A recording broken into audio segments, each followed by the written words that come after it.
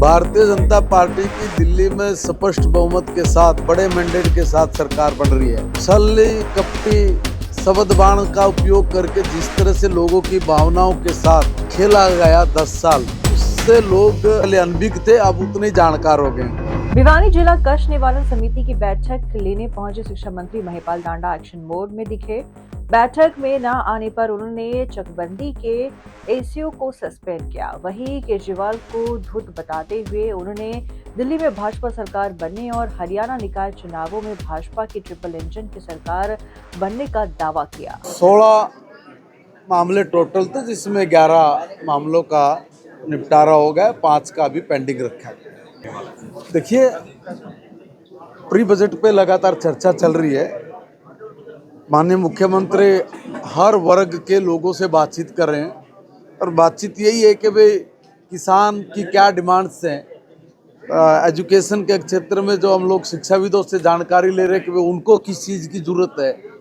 ऐसे ही हर डिपार्टमेंट के और हर वर्ग के, चाहे उसमें व्यापारी है, चाहे उसमें उद्योगपति है, चाहे उसमें चैम्बर ऑफ कॉमर्स के लोग हैं, ये अलग अलग जो कैटेगरीज के लोग हैं, उन सब से चर्चा करके हम लोग इस बजट का निर्माण करने वाले हैं।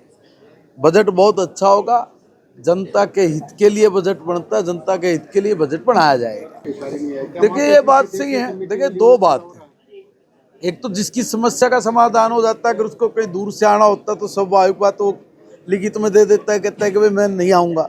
एक तो ये बात होती है। दूसरा, फिर भी जो आप संशय शंका कर रहे हैं, उस संशय शंका के लिए भी मैंने 2 लोगों की ड्यूटी लगाई है, जो हमारे ग्रीवेंसेस कमेटी के लोग हैं, को उनसे पता करके बताएंगे कि उनके पास प्रॉपर मैसेज सूचना है कि नहीं है। कि ऐसा नहीं, ये रुकावट नहीं है।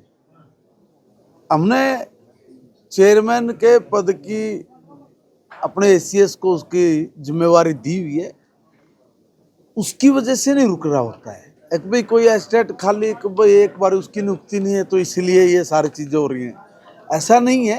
अभी उसमें कुछ टेक्निकल बातें थी, हम लोग उसको कर रहे हैं और बहुत जल्दी ये जो समस्या है उसका भी हम लोग निराकरण कर रहे हैं। भारतीय जनता पार्टी की दिल्ली में स्पष्ट बहुमत के साथ बड़े मैंडेट के साथ सरकार बन रही है, क्योंकि छली कपटी शब्द बाण का उपयोग करके जिस तरह से लोगों की भावनाओं के साथ खेला गया 10 साल, उससे लोग बिल्कुल अब पूरी तरह से, जैसे पहले अनभिज्ञ थे, अब उतने जानकार हो गए।